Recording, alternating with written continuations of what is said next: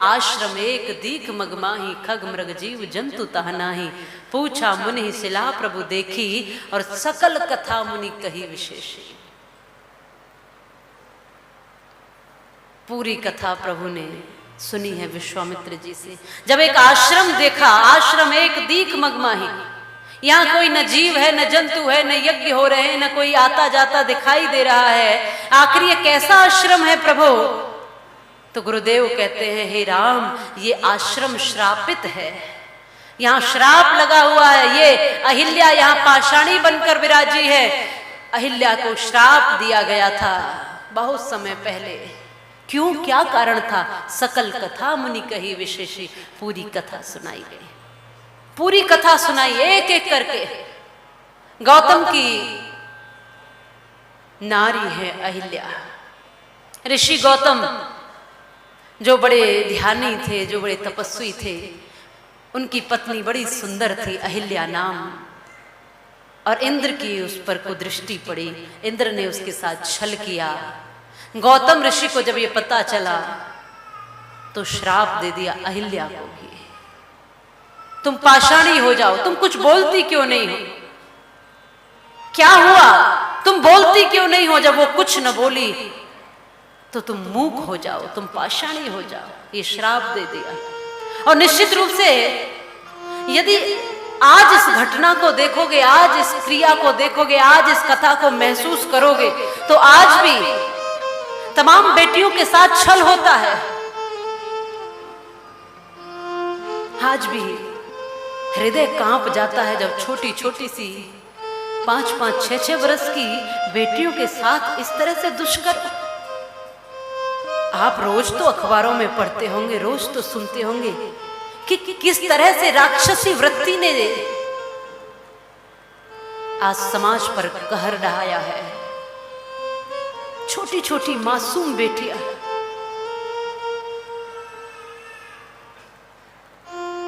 आज भी बेटियों के साथ बलात्कार, आज भी बेटियों के साथ इस तरह से व्यवहार।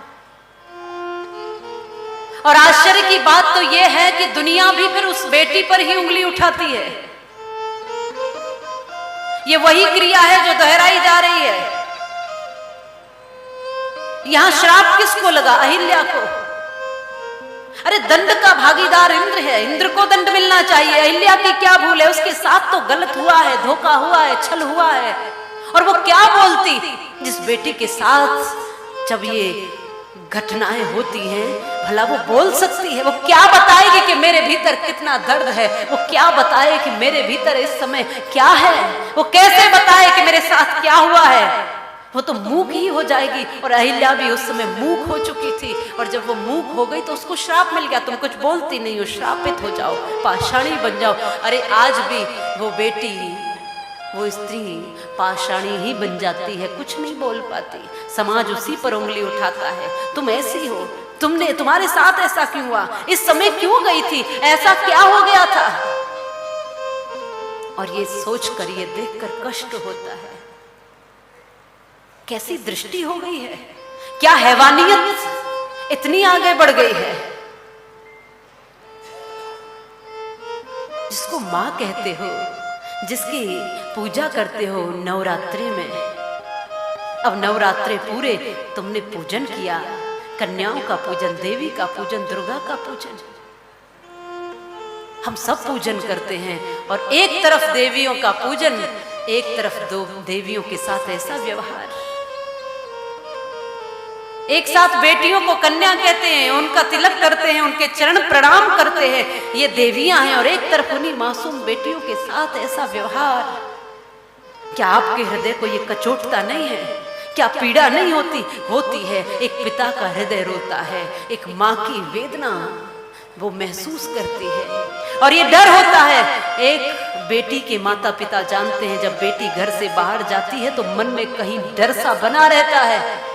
जब तक बेटी इस घर सकुशल नहीं आती, तब तक एक डर है जो कहीं बना हुआ है। ये किसकी जिम्मेदारी है इस डर को खत्म करना?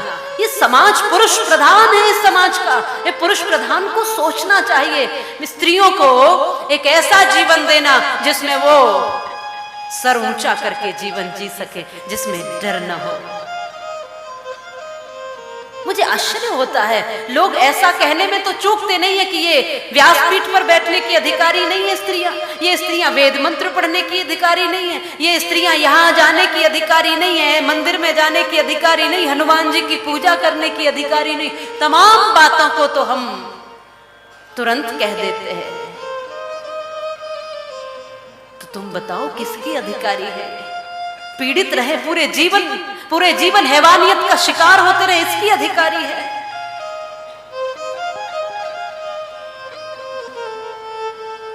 उस मां के प्रति ऐसी भावना है। इस जगत का निर्माण मां से हुआ है। मैं नमन करती हूँ उस साधुत्व को।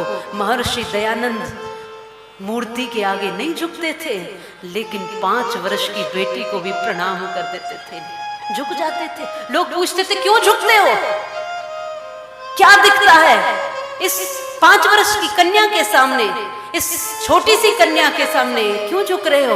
वो कहते थे कि तुम्हें ये छोटी कन्या दिखती है, मुझे तो इसमें जगत जननी मां जगदम्बा दिखती है। ये जगदम्बा का स्वरूप है। और मैं निवेदन करती हूं, अरे सृजन की ओर लेकर जाओ, सृजन की ओर। और पुरुष प्रधान है समाज का, इसलिए पुरुष प्रधान को आग्रह करती हूं, जब पिता का आशीर्वाद होता है बेटियां प्रसन्न रहती हैं। आप पिता हैं, आप भाई हैं, आप पुत्र हैं, आप पति भी है। आप उस स्त्री के जो किसी के पति बन जाते हैं, किसी के पिता हैं, किसी के पुत्र हैं, किसी के भाई हैं, आप पर भी ऋण है। जो धागा बांधकर बहन ने ऋण आप पर चढ़ाया है, ऋण है आपके समस्त भाइयों पर ऋण है कि अपनी बहनों की रक्षा करें। हर पिता के लिए जो दुआ की है उस बेटी ने, उस पिता पर भी ये ऋण है कि उस बेटी की सुरक्षा करे। उस पुत्र पर भी ऋण है जिसको पाल पोस करके 9 महीने गर्भ में रख करके बड़ा कर दिया। अब उस मातृशक्ति की ओर आंच न आने दे। ये ऋण है पुरुष प्रधान पर मातृशक्ति की, क्योंकि कोख में रख करके 9 महीने तक इस पुरुष प्रधान को बड़ा किया है इस मां ने। ऐसे बात कहने में थोड़ी सी भी झिझक नहीं होती। लोग कई बार कहते हैं कि ये हनुमान जी की पूजा नहीं कर सकती। मैं कहती हूँ क्यों नहीं कर सकती? बोले ये ब्रह्मचारी है इसलिए नहीं कर सकती। मुझे बड़ा आश्चर्य होता है और मैं उनसे कहती हूँ कि जब इस देश की देवियां ब्रह्मचारियों की पूजा नहीं करेंगी तो क्या व्यभिचारियों की पूजा करेंगी? किसकी पूजा करेगी? अरे ब्रह्मचारियों की ही तो पूजा की जाती है, श्रेष्ठों की ही तो पूजा की जाती है। जिनके चरित्र आचरण ऊंचे हैं उन्हीं को तो माना जाता है। फिर कहते हैं व्यासपीठ पर नहीं बैठ सकती, वेद मंत्र नहीं पढ़ सकती। अरे शास्त्रों की दृष्टा रही है ये देवियां, वेदों की दृष्टा रही हैं ये देवियां। गार्गी, अपाला, घोषा, मैत्रेयी, पद्मिनी, लक्ष्मीबाई को तुम भूल जाते हो। आज भी एक से एक ऊंचाई पर जा रही हैं ये बेटियां। आज भी अपने कर्तव्य का निर्वहन कर रही, घर परिवार को, समाज को भी देखती हैं, घर को भी संभालती है और अपनी संतानों का सृजन भी करती है। यही मातृशक्ति है। कुछ कहते हैं कि व्यासपीठ पर बैठने के अधिकारी नहीं है। मुझे बड़ा दुख हुआ, अभी कुछ दिन पहले की ही बातें हैं कि एक स्थान पर कोई कथा चल रही थी और इसी तरह अनर्गल बातें हुई। एक बेटी कोई कथा कर रही थी और उसको एक दिन की कथा हो चुकी थी और दूसरे दिन गांव वालों ने उसको मंच से उतार दिया, कथा नहीं कहने दी। क्या इसी राम के देश में रहते हैं आप? इसी कृष्ण के देश में रहते हैं आप? इतने आडंबरी हो जाएंगे आप, इतने नकली हो जाएंगे आप कि जिस मां से जन्मे उस मां का अपमान हर रूप में करेंगे आप। जरा चिंतन तो करिए, किसके कारण ये महिलाएं, ये मातृशक्ति अधिकारी नहीं। अरे ये व्यासपीठ पर कोई व्यक्ति नहीं बिठाता है, ये व्यासपीठ पर प्रभु ने बिठाया हुआ है, ये वो बिठाता है।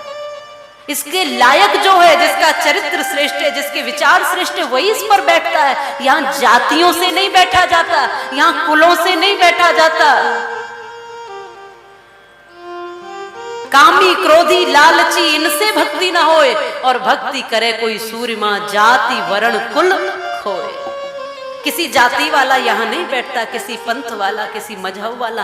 अरे ये तो हृदय वाला, भाव वाला, जो भगवान का मत वाला है वही यहाँ बैठ सकता है। इस पीठ को वही सुशोभित कर सकता है। इस पीठ पर वही अधिकारी है जो परमात्मा के चरणों में लीन हो गया है, जो सबको एक दृष्टि से, जो सबके लिए श्रद्धा का भाव रखता है। और रही बात, लोग कहते हैं, आप सब यहाँ विराजे हैं, मैं स्पष्टता से कहती हूँ, ऐसी भ्रांतियां यदि कहीं दिखती हैं तो उन भ्रांतियों को दूर करें। लोग कहते हैं ये अपवित्र है, मासिक धर्म के कारण व्यासपीठ पर नहीं बैठ सकती, ऐसा वैसा बहुत सी बातें करते हैं। तो मैं स्पष्ट रूप में कहती हूँ कि जिस मासिक धर्म के द्वारा, जिस रक्त के कारण आप इनको अपवित्र कहते हो, अरे भैया 9 महीने तक एक एक बूंद इकट्ठा करके उस माँ ने आप सबका निर्माण किया है। उसी रक्त से हम सबका निर्माण है, उसी रक्त से पुरुष प्रधान का निर्माण है। जब ये माँ अगर अपवित्र हो सकती है तो पुरुष भी पवित्र नहीं हो सकता है। ये निश्चित समझ लेना।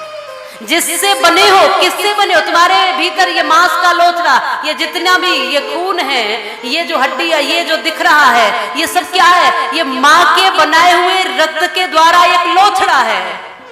वही रक्त 9 महीने इकट्ठा करके माँ ने बनाया है। और जब उसी रक्त से हम सबका निर्माण है, जब वो अपवित्र है तो सब अपवित्र है। और यहाँ भक्ति का विषय है, यहाँ शरीर की पवित्रता पवित्रता नहीं, मन की पवित्रता मायने रखती है। और यूं तो ये 9 द्वार जो प्रभु ने बनाए हैं, सबके 9 द्वार हैं, आंख, नाक, कान, मुख, गुदा इत्यादि, सबके कहीं न कहीं जो भी भीतर की गंदगी है वो तो सब इन द्वारों से बाहर अलग अलग रूपों में सबके निकलती।